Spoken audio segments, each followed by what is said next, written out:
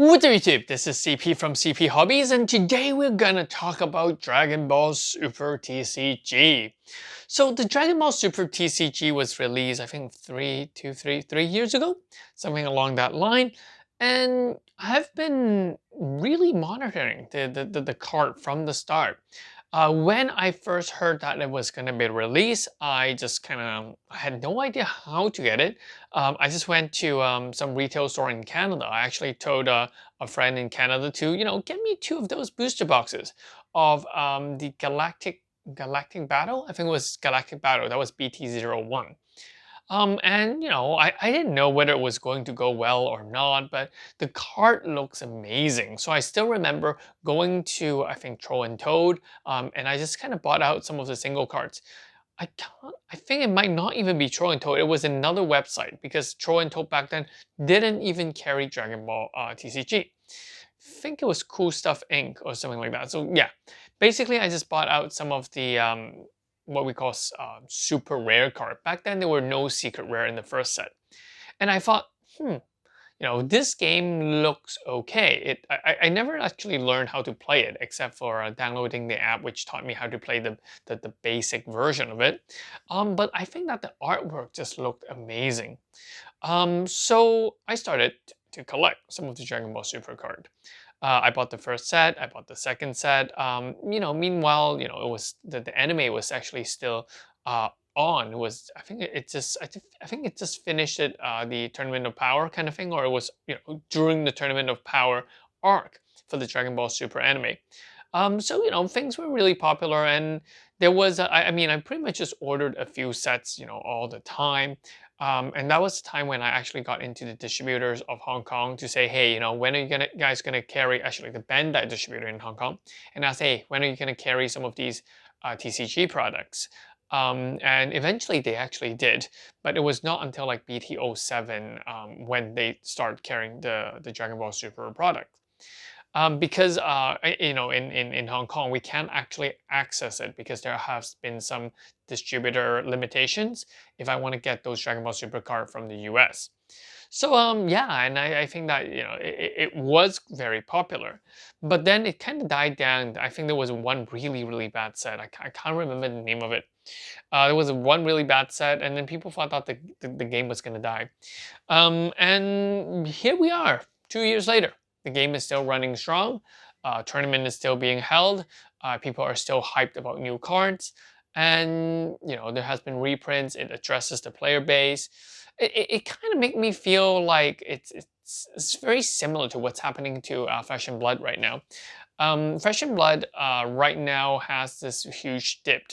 And I think that, that huge dip is usually what happened after a while. After the initial hype, a card game kind of just dies out and then it will come back if it doesn't die. Just like Pokemon, just like Magic, just like any other card game.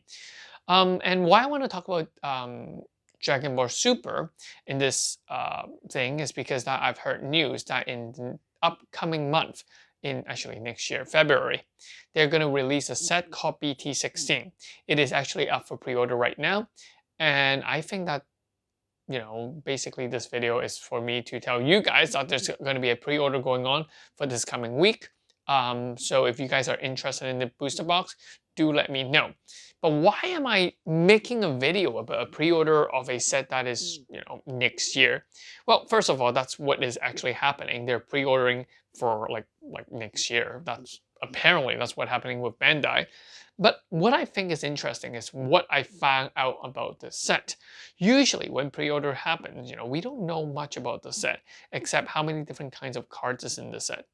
And I think that in this set, there's 292 different kind of set, some with foil, some with non-foil version. And from a Spanish website, they've actually leaked out that there is a new tier of cards, and that is called the God tier card.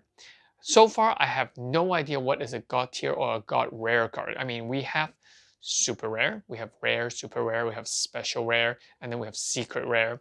And now we have a god rare. So it would be interesting to see what card that is. At this current point, I think the most popular and most expensive Dragon Ball Super card from a main set, I'm not talking about tournament cards here, or winner card, we're just talking about, the card that you can open in a set, is the Ultra Instinct Goku. And it's going for like crazy price. You guys can eBay it right now. But with the introduction of a God tier card, and I think that, they're gonna, because Dragon Ball Super card has always been really focused on making the artwork looks great compared to the previous Dragon Ball card game, which was mainly, anime cap, or like they just kind of screenshotted some of them and put it in the artwork.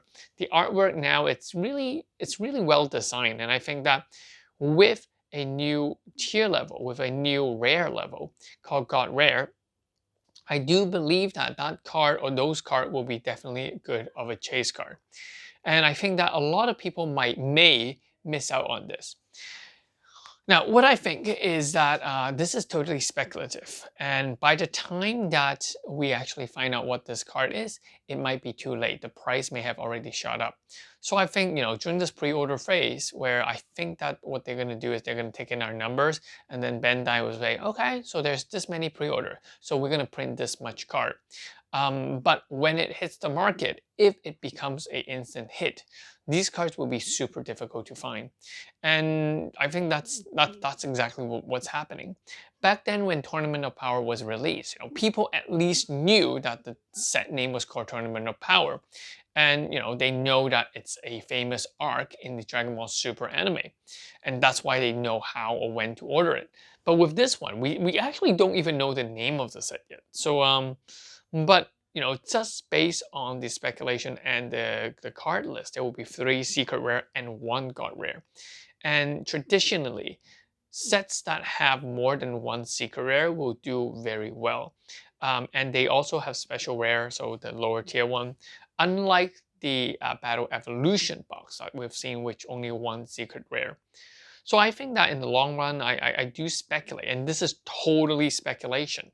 Don't quote me on this, because I just think it's speculation, and it has a very high risk. But with that very high risk, there should be high return.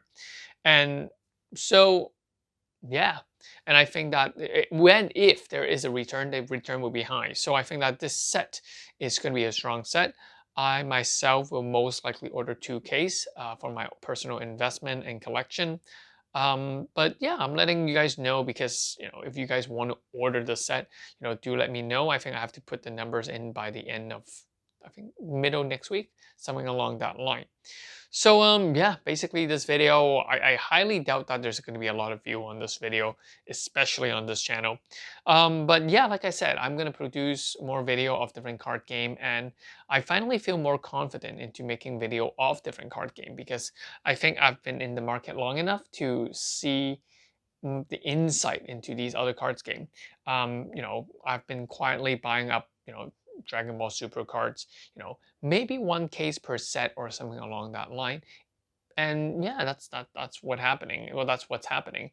And I've seen that in the Dragon Ball Super card game, there has been quite significant and quite solid return. And the reason why Dragon Ball Super card game, other than more than the other card game that I'm really looking into, is because even if the card game doesn't exist, even if the card game die, which a lot of Bandai games do, the card itself will still hold some artistic value in it. Because, from what I know is that Dragon Ball cards traditionally, when we were a kid, because I grew up in Hong Kong. Well, I grew up in Canada and Hong Kong. We used to have these machines where, we put in $1 Hong Kong, $2 Hong Kong dollar, and we twist that button and a card just comes out. And those cards are not really a TCG game, but more of a collectible cards. And even up to this day, the Dragon Ball card still holds very, very strong value, because it is a very strong franchise. And just like Pokemon, it is an ongoing franchise that I do have quite a strong confidence about. And it's always recurring. It's always recurring. So I think that's the thing. But different to Pokemon card, the market is a lot smaller because I mean we don't see kids talking about Dragon Ball. We see kids talking about Pokemon, but or kids collecting Pokemon, but not so much Dragon Ball. I think Dragon Ball is aimed at a much more mature audience. As we get older, we might actually revisit Dragon Ball as the different kids get older. So I think that having a case or two will definitely be beneficial, especially in the eyes as a collector. And yeah, that's pretty much it. So that's my thought about this new coming set, and this so-called new coming set is next year, so it's very far ahead. But yeah, that's pretty much it. I'll catch you guys in the next one. Peace. Let me know if there's any question in the comment section below. Remember to hit the like button, the subscribe button, because this is a new channel, and yeah, peace out. Bye-bye.